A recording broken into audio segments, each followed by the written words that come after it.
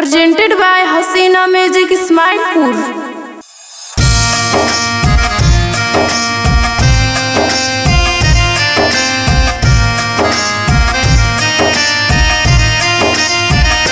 Music director Mithilesh भोजपुरिया।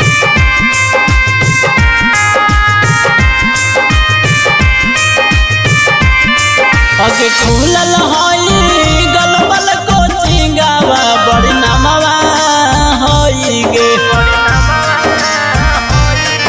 ए बहनी खुलल हई गलबल कोचिंगवा बड़ी नामवा हई गे शिक्षा से टूवेल तक गे बहिनी पढ़ैया होई गे शिक्षा से टूवेल तक गे बहिनी पढ़ैया होई गे।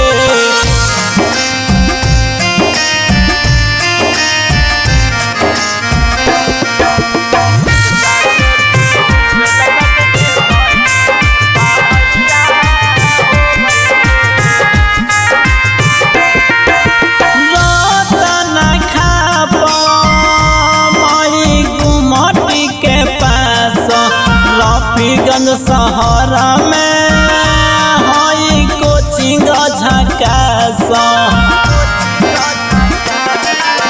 रतन खाप मई गुमटी के पास रफीगंज शहर में हई कोचिंग झकास हिंदी संस्कृत केमिस्ट्री के शिक्षक चंदना गे रची रची दिहथुन समझाई महाना हथुन गे रची रची दिहथुन समझाई महाना हथुन गे।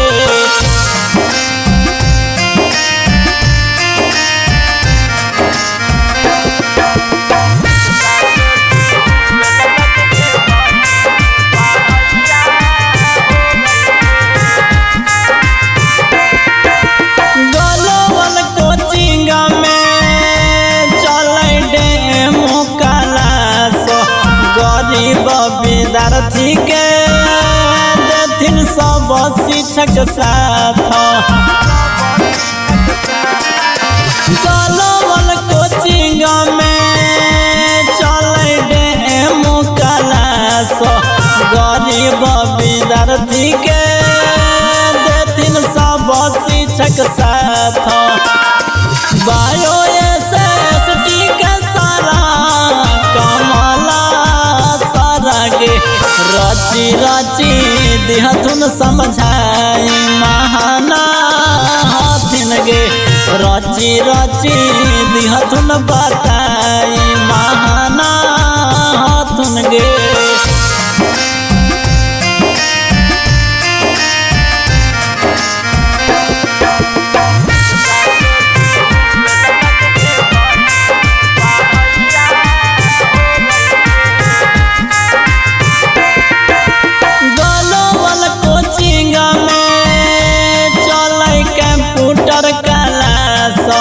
सबे के विद्यार्थी के होवे साप्ताहिक जांच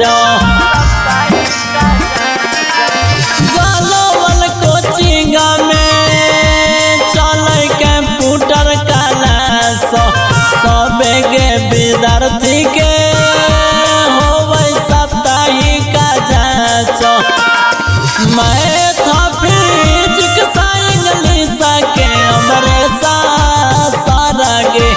रची रची दिहथुन पढ़ाई महाना हथिन गे रची रची दिहथुन बताई महाना